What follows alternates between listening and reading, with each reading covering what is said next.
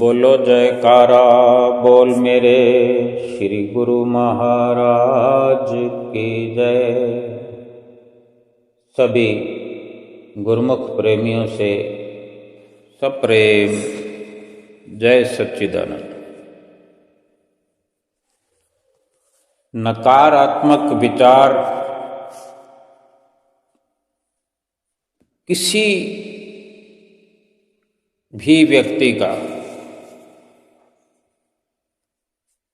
चाहे वो भजन भक्ति कर रहा हो या ना कर रहा हो, चाहे केवल सांसारिक कार्य व्यवहार में भी लगा हुआ हो, तो सांसारिक स्तर पर सांसारिक जीवन को बर्बाद कर देते हैं अगर नकारात्मक विचार कोई रखता हो। और भक्ति परमार्थ में अगर कोई चल पड़ा हो तो नकारात्मक विचार भक्ति परमार्थ में भी नुकसान देने वाले होते हैं। यानी मुश्किलें जो हैं वो सांसारिक स्तर पर भी आती है और परमार्थिक स्तर पर भी भजन भक्ति करने वालों को, भक्तों को, संतों को, गुरुमुखों को, सेवकों को मुश्किलें सभी को आती है। तुलसी या संसार में दुख सुख सबको होए, ज्ञानी काटे ज्ञान से अज्ञानी काटे रोए। ज्ञान का होना, सकारात्मकता का होना, विचारों में भक्ति का होना, ये सब मिलाकर के किसी भी मुश्किल का हल निकाला जा सकता है, समाधान किया जा सकता है। बड़ी से बड़ी मुश्किल को भी चुनौती देकर उससे जीत हासिल की जा सकती है, सामना किया जा सकता है हर मुश्किल का। चाहे संसारिक जीवन हो या परमार्थिक जीवन हो, सब में सकारात्मकता की जरूरत है। सकारात्मक विचारों की हर प्रकार से इंसान के जीवन में बड़ी जरूरत है। और ये सकारात्मकता की वजह से जो सफलता का प्राप्त होना है, सकारात्मकता की वजह से एकाग्रता बढ़ती है। अब सकारात्मकता और निराकार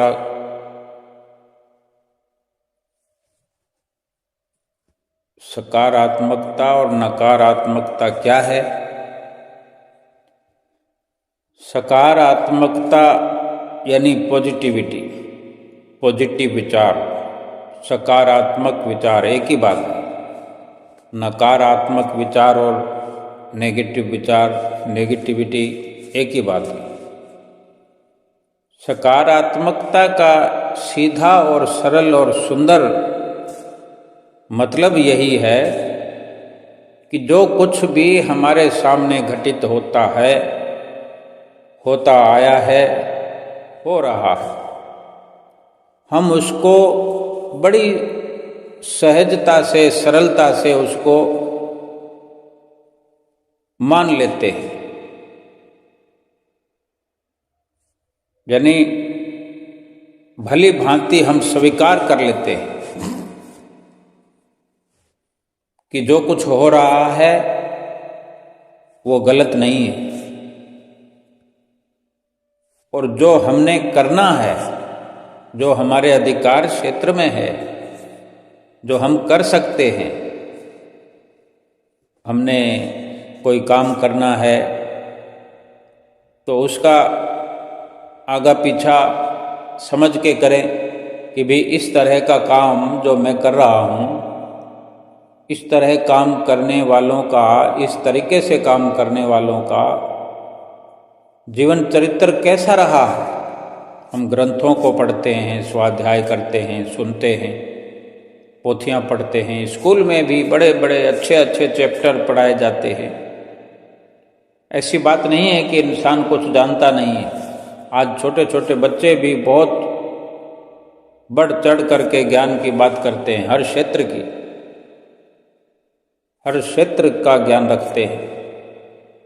और हम भी एक उम्र को लिए हुए जिस उम्र के जिस पड़ाव में आज हैं, चाहे कोई किसी भी उम्र में, बहुत कुछ अपनी आंखों के आगे घटित हुआ हमने देखा है, देख रहे हैं।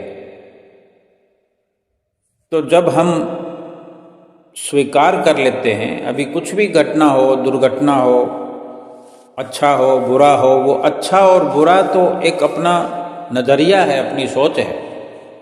अब संत महापुरुष अपने विचारों के अनुसार, अपने अनुभव के अनुसार किसी नतीजे पर पहुंचते हैं। उनका तो एक सीधा सिंपल सा फरमान, एक उनका विचार सरल और आसान, जिसको समझ में आ जाए। तो ये सकारात्मकता जिसके अंदर होती है, संतों के विचार उनको बहुत जल्दी समझ में आ जाते हैं, उनकी अकल और बुद्धि उनको स्वीकार करती है कि कुछ भी अनहोनी हो जाए तो सांसारिक नज़रिए से कहा जाता है अनहोनी है, कोई दुर्घटना हो गई। सपोज करो हम कहीं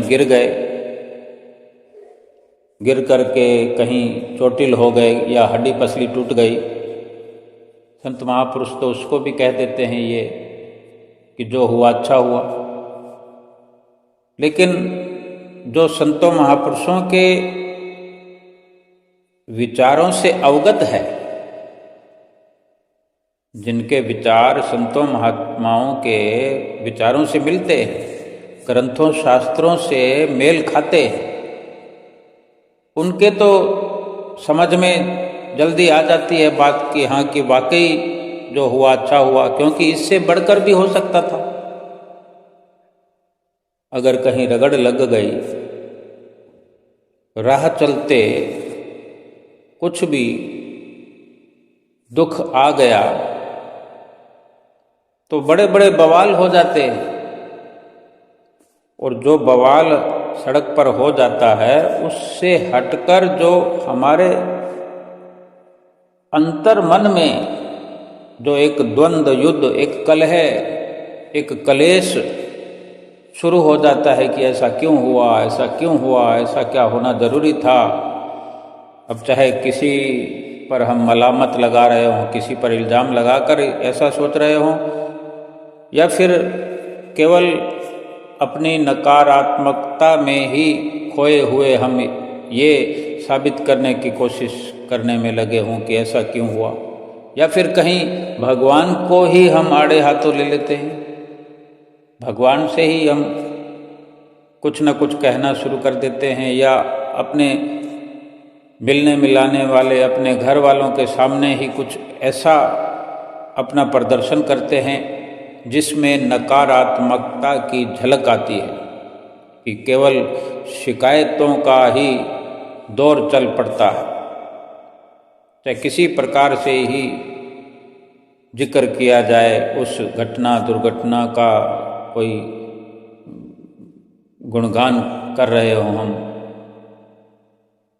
लेकिन उसी के ठीक उलट में जो सकारात्मकता है, वो ये सोचता है, उनकी विचारधारा जो संतों महापुरुषों से मिलती है कि जो कुछ भी हुआ वो भगवान को शुक्राना अदा करने के लिए अगर उपस्थित है, अगर बहुत हल्की बात है उसका तो पूछो ही मत, वहाँ खड़े रहने की भी ज़रूरत नहीं समझते, वो चल पड़ते हैं, किसी से वाद विवाद नहीं करते, किसी से आप शब्द नहीं कहते, चल पड़ते हैं और मन में सोचते हैं क्या पता कोई बड़ी मुसीबत आ जाती तो, मैं उठ भी ना सकता तो, क्या पता कौन मुझे उठा कर ले जाता। ये सोच सोच कर वो भगवान का लाखों लाख शुक्राना अदा करते हुए अपने घर पहुंच जाते हैं, और घर जाकर भी वही विचार कि मुझे भगवान ने बचा लिया। अब गुरु महाराज जी के गुरुमुख हैं, प्रेमी हैं, सतगुरु के अपने दाता दयाल जी के हम प्यार करने वाले, प्रेम करने वाले हैं, तो बार बार हम सतगुरु का शुक्रिया करते हैं ना। हर कोई अपने दिल में अनुभव करे कि हे गुरु महाराज मेरी लाज रख दी, बड़ी खुशी का अनुभव कर रहे हैं। कहीं टूट फूट भी हो गई है तो फिर भी अंतर हृदय के अंदर एक भाव ये चल रहा है कि हे गुरु महाराज जी आपने बचा लिया। ये है सकारात्मक विचार, यानी स्वीकार कर लिया उस स्थिति को। और फिर जो भगवान से जुड़ना है, जो गुरु महाराज जी से जुड़ना है, अपने इष्ट देव से जो जुड़ाव है, ये सिद्ध करता है। इससे यही सिद्ध हो रहा है कि जो हुआ अच्छा हुआ। कहीं ना कहीं वो ना कह करके भी इजहार कर रहा है। यही होती है सकारात्मकता। अब दुख,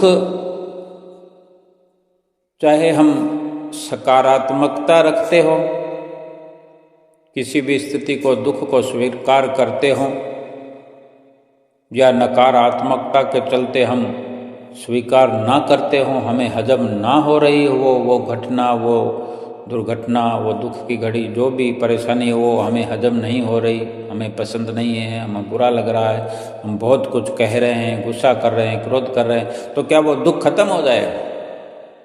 दुख तो वहीं का वहीं है, उसको भोगना पड़ेगा। उसको ठीक होने में, उसको भरने में जो समय लगना है वो तो लगेगा, लेकिन नकारात्मकता के चलते वो दुख जो है कई गुना बढ़ चढ़ करके हमारे सामने फैल जाएगा। हम कितने क्रोधित होंगे, इससे हमें दुख होगा। कितना अपनी जुबान से अपशब्द कहेंगे, या किसी के साथ झगड़ा करेंगे, फसाद करेंगे, बहस करेंगे, वाद विवाद और बढ़ जाएगा। हम सब कुछ जानते हैं। गुरुमुख प्रेमियों, महापुरुषों का समझाने का सिर्फ यही मतलब होता है कि ये जीव जो है भूला हुआ है, इस संसार में भूल को बख्शवाकर, भूल का सुधार करके एक नई दिशा पर, भक्ति वाली राह पर चल करके अपने निज धाम में, अपने असली घर में पहुंच जाए। और यहाँ जितने दिनों का हमारा रहना है, जितने दिन हैं, जितने महीने, जितने साल हैं, जितनी उम्र है, जितने श्वास हैं, मन की एकाग्रता बनी रहे, एकाग्रता बढ़ती जाए, मन शांत रहे, हर काम में मन लगे। जब संसार के कार्य करते हैं तो संसार के कामों में मन लगा रहे, और जब भक्ति परमार्थ का जो हम नित्य नेम करते हैं उसको करने के लिए जब शुरुआत करें तो मन उधर भी बड़े अच्छे से लगा रहे। यानी मन में ये एकाग्रता होगी तभी संभव है। सकारात्मक विचारों की वजह से एकाग्रता बढ़ती है, स्थिरता बढ़ती है, मन एकाग्र होता है, मन स्थिर होता है। मन ये भागम भाग जब तक करता रहता है, नकारात्मक विचारों की वजह से मन में उपद्रव चलता रहता है, हंगामा करता रहता है मन। सड़क पर जितना भी हंगामा होता है वो सब मन है करवाने वाला। संतों को कभी कहीं उलझते हुए, झगड़ा फसाद करते हुए नहीं देखा जाएगा, क्योंकि संत सज्जनता का प्रतीक होते हैं, सज्जनता की मिसाल होते हैं। संत, साधु, यानी साधु जो साधना करता है, जो सधा हुआ है, जो सध चुका है या लगातार साधना की ओर बढ़ रहा है, साध रहा है, तो वो कभी अपने मन को भटकने नहीं देगा। जिसका मन एकाग्र है, जिसका मन स्थिर है, जिसके अंदर शांति का वातावरण बना हुआ है, वो अपने काम से काम चलता चला जाएगा, अपने मन को गिरने नहीं देगा, विचलित नहीं होने देगा। और फिर जो ऐसी ऐसी अवस्थाएं जीवन में आती हैं, कोई घटनाएं, कोई दुर्घटनाएं, कोई मुसीबतें, बहुत सारी परेशानियां जीवन के अंदर हैं हमारे, और जाने कौन सी परेशानी आने वाली है, कौन सी परेशानी मुंह फाड़े खड़ी हुई है, कब आकर के सामने खड़ी हो जाएगी। हमें जैसे कोई ऐसी परेशानियां ऐसा मुंह फाड़ कर खड़ी हो जाती हैं जैसे हमें पूरा का पूरा निगल जाएगी, और निगले हुए हैं। संसार की हालत देखो, संसार के अंदर क्या कुछ घटित हो रहा है, क्या हालात है संसार की। ये सब संसार की जो दशा है वो नकारात्मकता की वजह से। महापुरुष फरमाते हैं, झूठे सुख को सुख कहे, मानत है मन मोद, जगत चबे ना काल का, कुछ मुख में कुछ गोद। महापुरुष फरमाते हैं, ये इंसान संसार के झूठे सुखों को जो असल सुख समझे बैठा है, असली जीवन संसार के रहन सहन को समझे बैठा है, यही सबसे बड़ी नकारात्मकता है। ये गलती है कि झूठे सुख को सब कुछ समझ करके उसमें गलतान है। कोई भी सत्संग ऐसा नहीं है जिसमें ये जिक्र ना होता हो कि संसार के ये क्षण भंगुर सुख हैं, आज हैं कल नहीं, अभी हैं और अभी खत्म हो जाएगा। जो सुख लगता है वास्तव में वो सुख है ही नहीं, केवल लगता है। और जो चीज़ लगती है, जो केवल वहम होता है, वो तो फिर मिटता बदलता रहता है, अभी है अभी नहीं है। असल असल है। संसार के झूठे सुखों को असली सुख समझ करके कितनी बड़ी खाई इस इंसान ने अपने लिए बना ली है, और भी गहराई होती जा रही है। इसी गड्ढे में गिरना, या समझो गिर पड़ा। अगर इतनी बड़ी गलती इंसान कर रहा है, झूठे सुखों को सुख का समझ करके एक एक श्वास जो खत्म करता जा रहा है, वो खाई में गिरने वाली बात है। उतना गहराई खाई की बढ़ रही है जितने श्वास खत्म हो रहे हैं। सोचो कितने श्वास हम खत्म कर चुके हैं आज तक, उतनी गहरी खाई में हम गिर चुके हैं। बाहर निकलना बड़ा मुश्किल है, क्योंकि कब तो हमारा ये अज्ञान टूटेगा, कब अकल आएगी, कब समझ आएगी, कब हमारी ये नकारात्मकता सकारात्मकता में बदलेगी, जब हम स्वीकार करेंगे, झूठे सुखों को छोड़ देंगे, फिर असली सुख की तलाश करेंगे।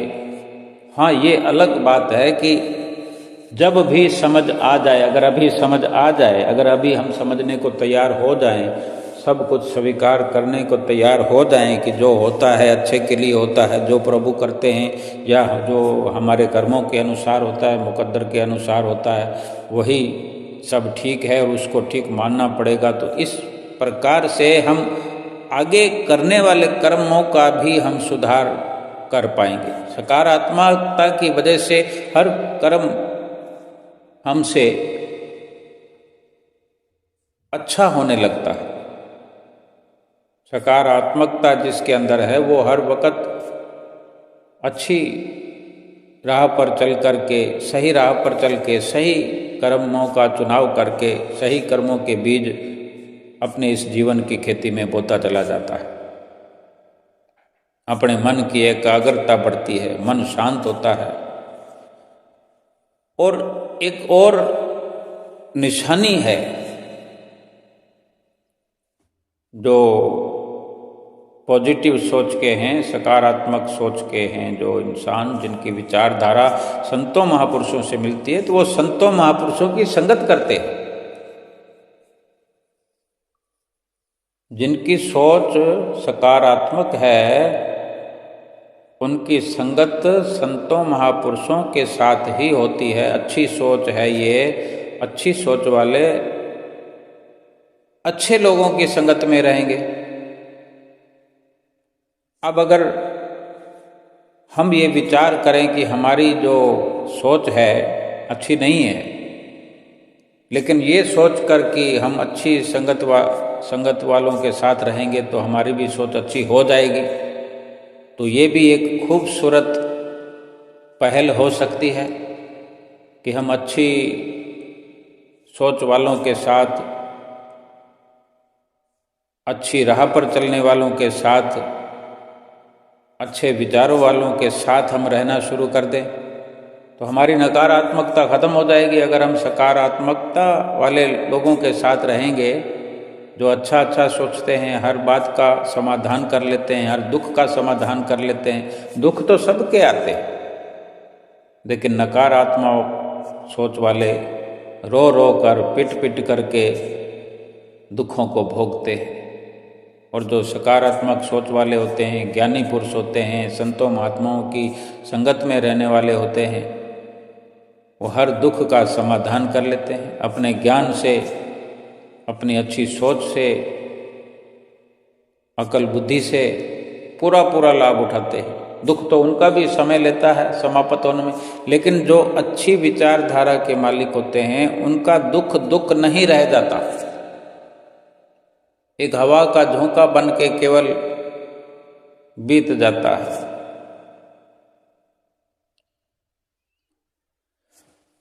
चाहे संसार की सफलता हो, किसी भी सफलता को, हम तो केवल गुरुमुख प्रेमी हैं, श्री गुरु महाराज जी के सेवक हैं।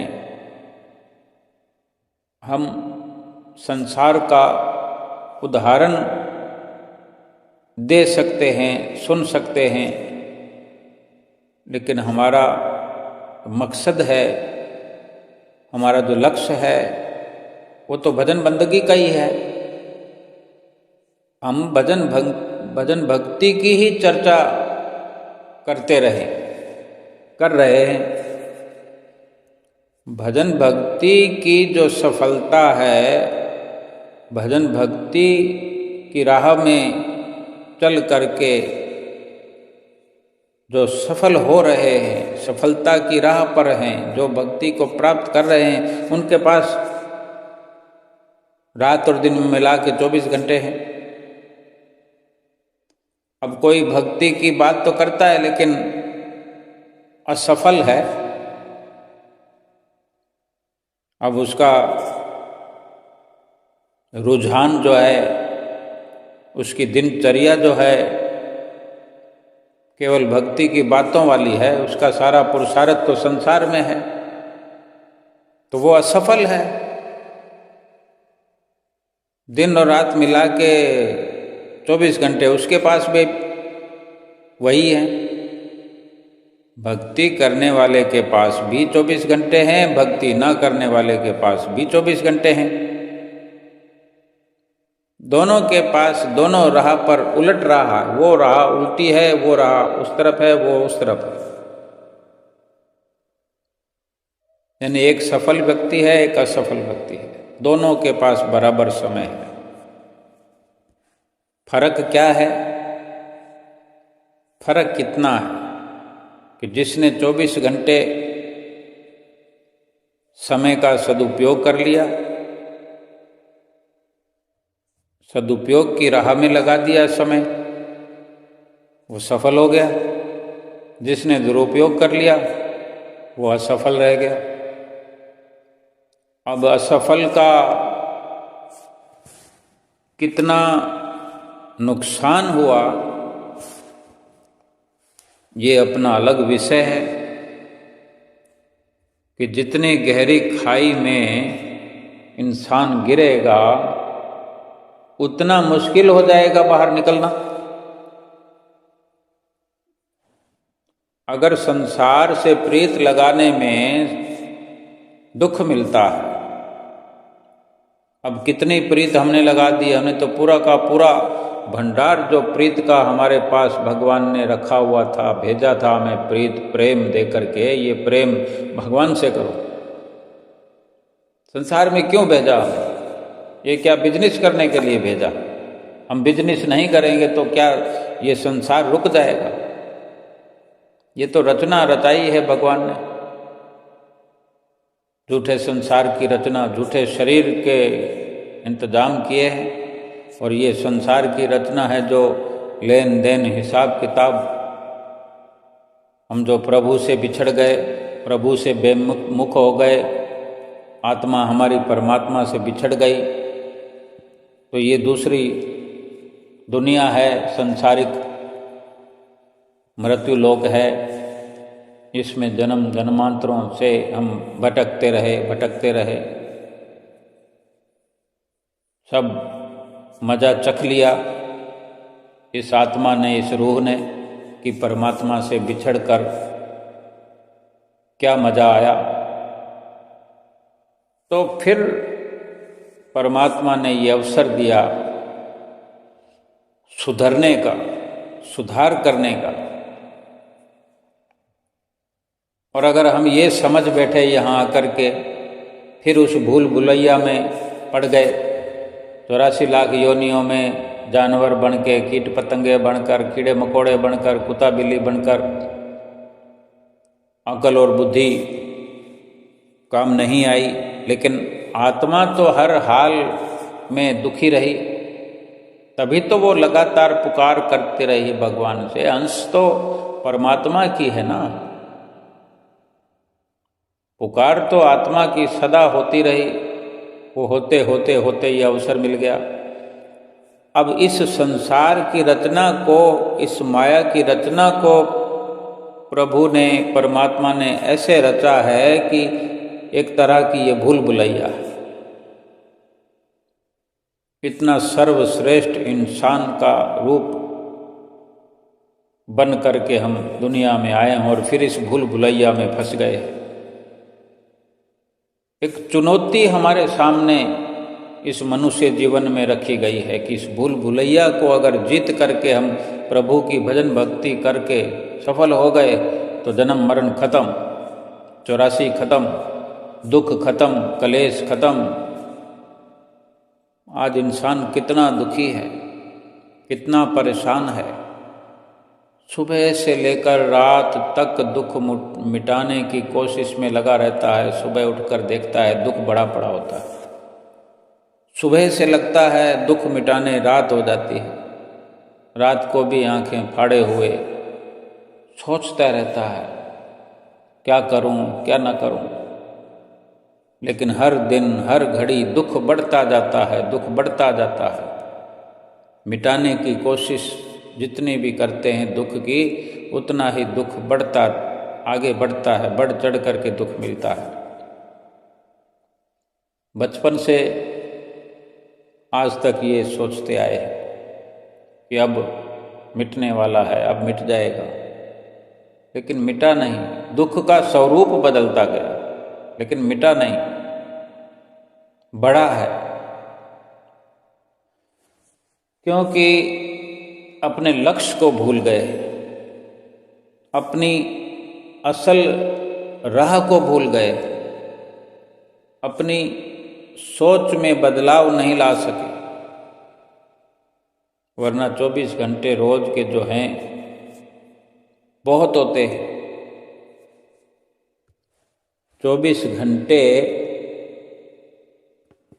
संसार में लगे रहें, संसार को सत्य समझे रहें, संसार के हर दुख के अंदर सुख की तस्वीर देखते हैं। वो सुख तो केवल दिखता है, सुख की पालिश की हुई हर दुख हमें मिल जाता है। सुख की केवल पालिश करी हुई है, हमें दिखता है कि वो सुख से भरा हुआ आइटम है, हर चीज, हर सामान, लेकिन ऊपर ऊपर से सुख की पालिश तो होती है, सुख की चमक होती है, लेकिन ढेर ढेर सारा दुख अंदर से निकलता है। झूठे सुख को सुख कहे मानत है मनमोद, मस्तियां कर रहा है, रंग रंगलिया मना रहा है इंसान झूठे सुखों में। कब तक मनाएगा? जगत चबेना काल का, कुछ मुख में कुछ गोद। महापुरुष फरमाते हैं कि ये संसार जो है काल का चबेना है, काल का खाना है, काल इसको चबा जाने वाला है। पूरा संसार जो भक्ति से गाफिल है, जो सत्संग से महरूम है, जिसके अंदर सकारात्मकता नहीं, जिसके अंदर समय का सदुपयोग नहीं, जिसको संतों महापुरुषों की शरण नहीं, जिसके जीवन में भक्ति नहीं, भजन नहीं, सुमरन नहीं, जिसके जीवन में आत्मा के सुधार के लिए कोई लक्ष्य नहीं, कोई मिशन नहीं, जिसने अपनी आत्मा का कल्याण करने के लिए कुछ सोचा नहीं, कुछ विचारा नहीं, वो सब का सब संसार इस काल का चबेना है। काल ने चबा लिया है। रोज कोई ऐसा काम हर इंसान करते हैं, कोई कैसा करता है, कोई कैसा करता है। हर काम जो है रात खत्म होने के बाद सुबह ही शुरू होता है। कोई सुबह दुकान 10 बजे खोलता है, कोई 9 बजे खोलता है, कोई 8 बजे भी खोलती है, कोई दूध चाय पानी की दुकानें 5 बजे भी खुल जाती है, 6 बजे भी खुल जाती है, कोई 10 बजे खुलती है, कोई 12 बजे भी दुकान खोलने वाले हैं। लेकिन ये काल की जो दुकान है, ये काल का जो प्रपंच है, इसने जो जगत को चबेना समझ करके खाने में लगा हुआ है, चबा चबा के, इसकी कोई टाइमिंग नहीं है कि सुबह 6 बजे शुरू होगा कि 8 बजे के 10 बजे। रात और दिन चबा चबा करके आज हम देखते हैं इतिहास भरे पड़े हैं, ग्रंथ भरे पड़े हैं कि वो कुछ खा रहा है, कुछ उसके गोदी में पड़े हैं। ये गया कि ये गया, ये गया कि ये गया।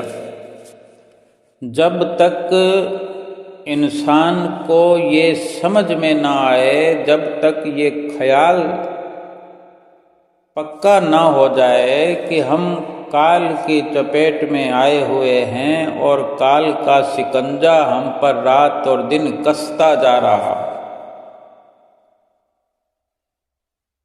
काल अपनी चपेट में लेकर के हमें अपनी गोदी में लिए हुए बैठा है। जाने कब किस वक़्त काल का ग्रास हम बन जाएंगे। संसार के झूठे सुखों के लालच में हम काल की गिरफ्त में आ चुके हैं। ये मनुष्य जन्म होने पर भी अगर हम इसका दुरुपयोग करके, मनुष्य जीवन का पूरा दुरुपयोग करके,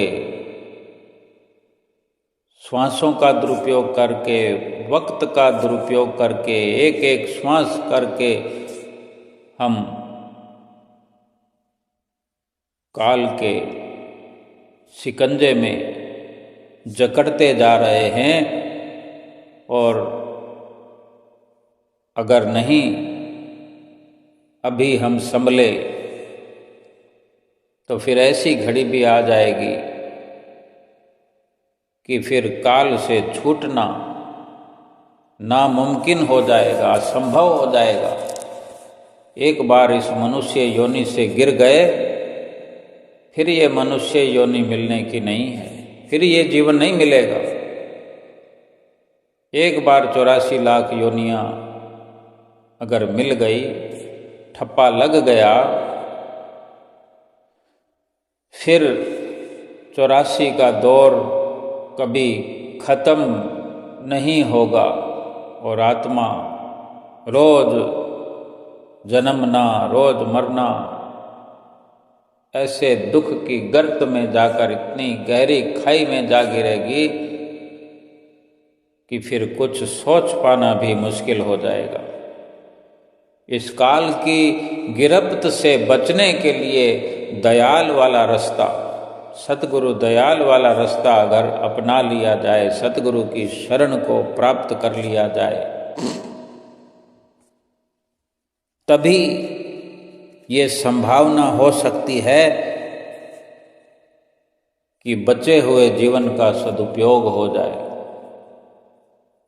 बचे हुए वक्त का, श्वासों का सदुपयोग हो जाए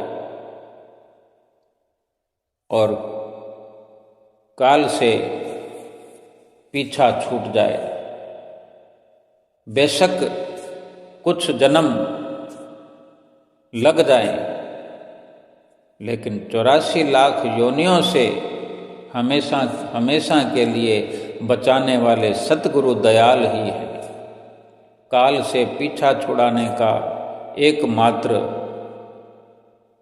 रास्ता यही है कि हम काल के दायरे में आ जाएं। जीवन का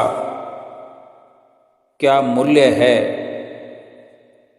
जीवन की क्या कदर है, इस जीवन की क्या सफलता है, क्या विफलता है, ये ठीक ठीक संतों महापुरुषों से ही समझ मिलती है।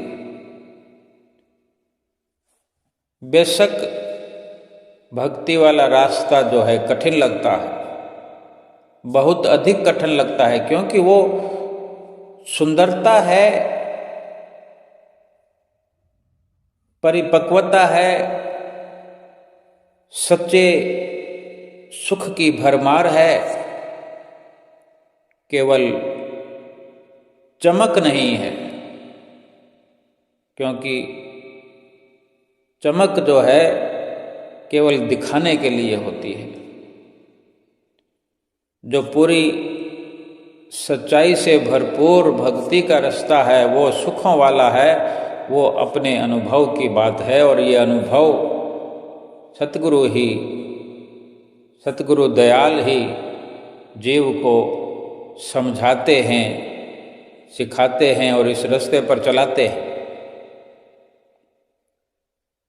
बेशक थोड़ी मुश्किल लगती है भक्ति के रास्ते में, लेकिन वो मुश्किल भी यही है कि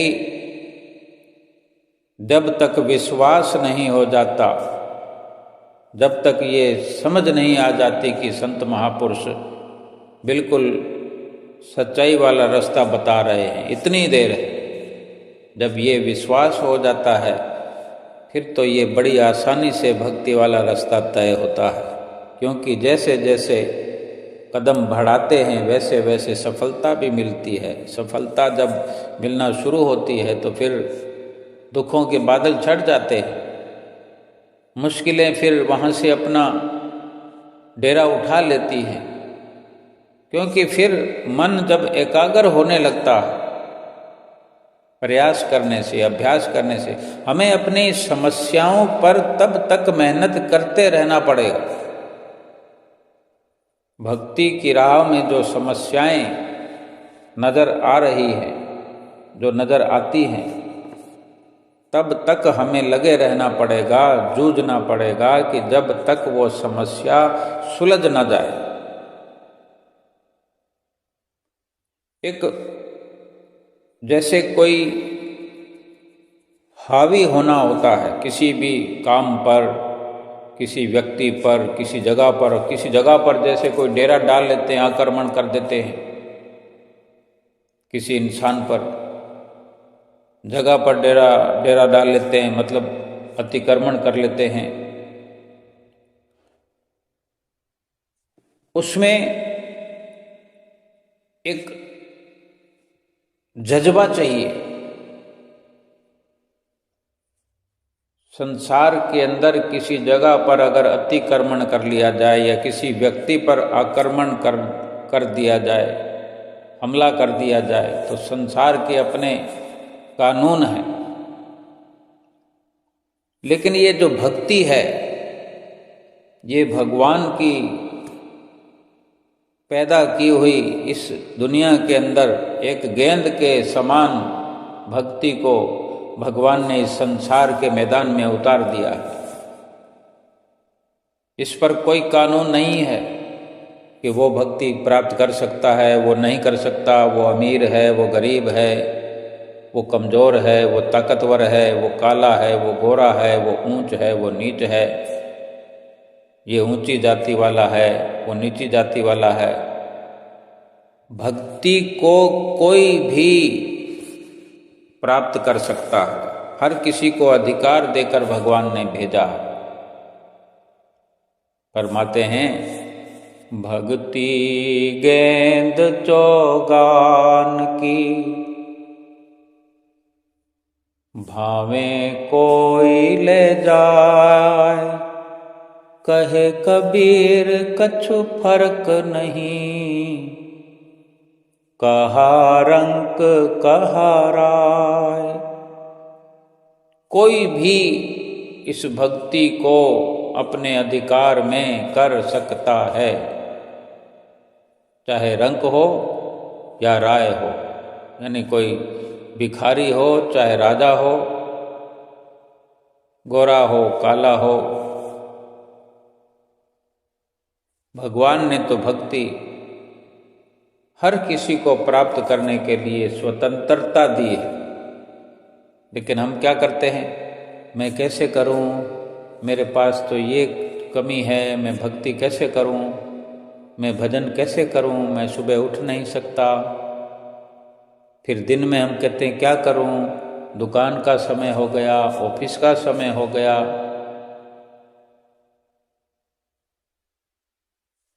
पुरुषों का अपना इस तरह का बहाना है, स्त्रियों का अपना अलग अंदाज है बहानों का।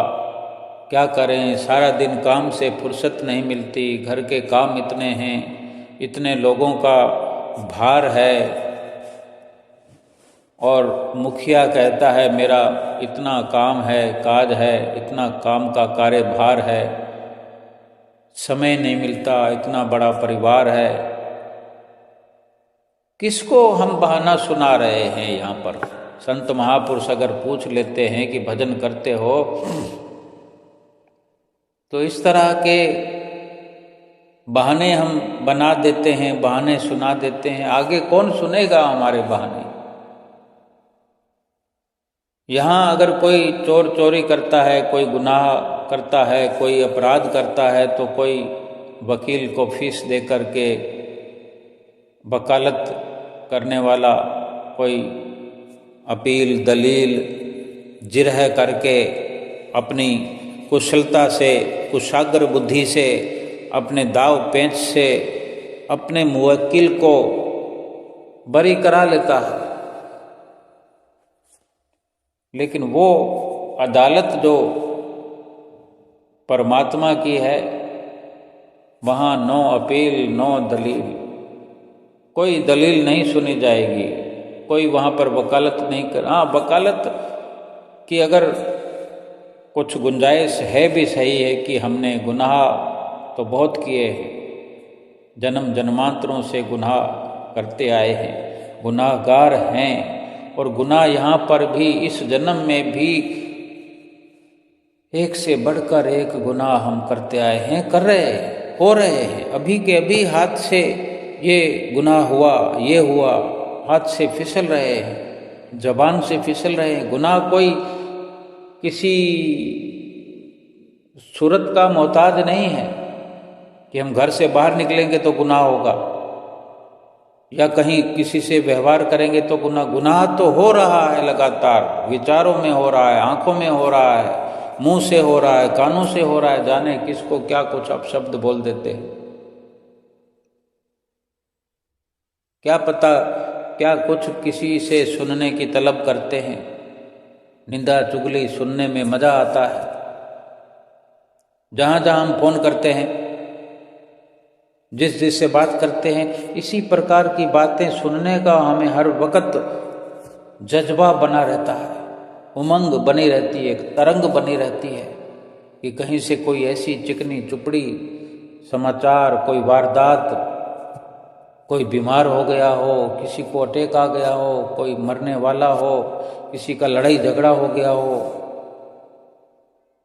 यही सब चलता रहता है। ढेरों घंटों के घंटे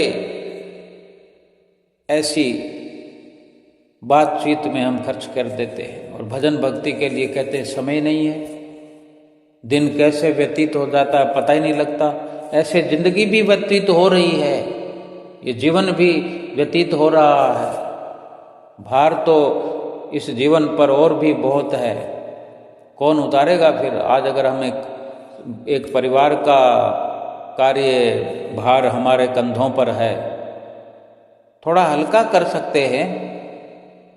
10 अगर व्यवस्थाओं का जिम्मा हमने ले रखा है तो 2 व्यवस्थाओं को नज़रअंदाज कर दो। अगर 10 प्रकार की व्यवस्थाएं हम कर रहे हैं, 10 की जगह 20 व्यवस्थाओं को संभालने की जिम्मेदारी भी ले लेंगे तो वही बात है। कोई फूल मालाएं पहनाने के लिए कोई नहीं आएगा। 2 व्यवस्थाएं कम कर दें, 2 इंतजामात करना कम कर दें, क्योंकि आज नहीं तो कल असमर्थ हो ही जाएंगे। हो सकता है 10 की 10 व्यवस्थाएं हमसे छूट जाएं। हम आज ही सोच लें कि हम व्यवस्था करने वाले कौन हैं। हर कोई अपने मुकद्दर से अपनी व्यवस्था करके आता है, हम तो केवल जरिया मात्र हैं। अगर प्रभु के साथ मिलकर प्रभु का भजन भक्ति करके, प्रभु की बताई हुई राह पर चल करके, सुमरन करके, भजन करके, अपनी सोच को अच्छा करते हुए, प्रभु के विचारों के साथ अपने विचार मिलाते हुए, सतगुरु इष्ट देव की जो भजन भक्ति की चलाई हुई राह है, इस पर चल करके संसार के कार्य व्यवहार करेंगे तो वो बड़े अच्छे से हम कर पाएंगे।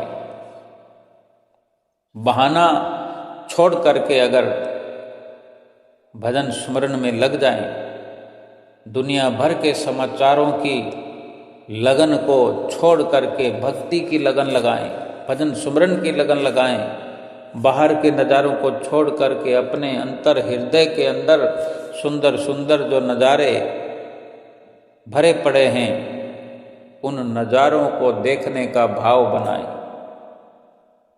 सतगुरु से ये जब विचार मिलता है तो अंदर का अनुभव खुलता है, अंतर्मुखी होने की लटक लग जाती है। और जब अंतर्मुखी होकर के सुमरन की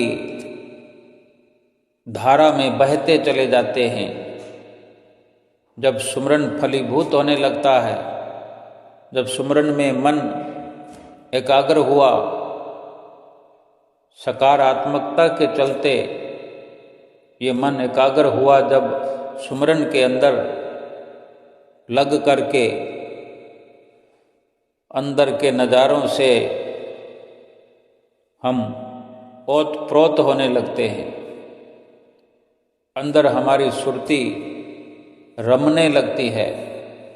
ये एक इशारा है, एक संदेश है समझने के लिए कि हमारी सफलता का दौर भक्ति और परमार्थ के रास्ते पर जब शुरू होता है, जब भगवान की राह पर मन टिकने लगता है, तो फिर संसार से मन हट जाता है, हटने लगता है, मन उपराम होने लगता है। संसार की बातें अच्छी नहीं लगती, संसारिक विचार, नेगेटिव विचार पीछे छूट जाते हैं। लोगों से व्यवहार तो करते हैं, लेकिन एक मतलब का काम हो गया चल पड़े, काम हुआ चल पड़े। ढेरों बातें करना संसारिक स्तर की मन को अच्छा नहीं लगता, क्योंकि मन को फिर भजन सुमरन भक्ति का जो आनंद आने लगता है, मन जब रुचि लेता है, मन जब अमृत रस पीता है, तो संसार का वो ऊपर से परत चढ़ा हुआ मीठा और अंदर से भरा जहर,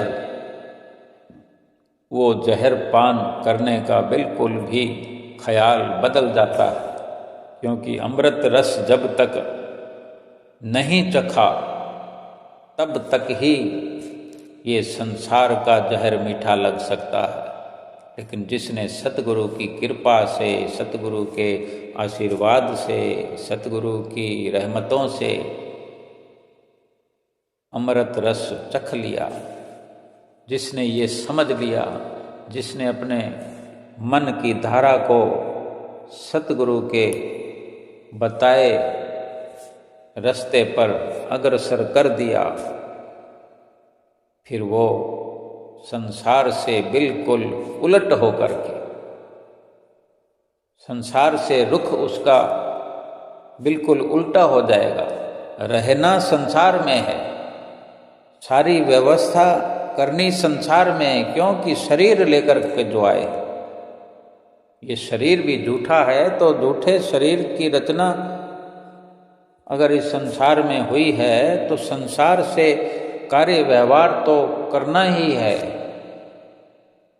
लेकिन अपने अंदर ये समझ भी रखना है कि ये संसार झूठा है, संसार की सारी कार्रवाई झूठी है।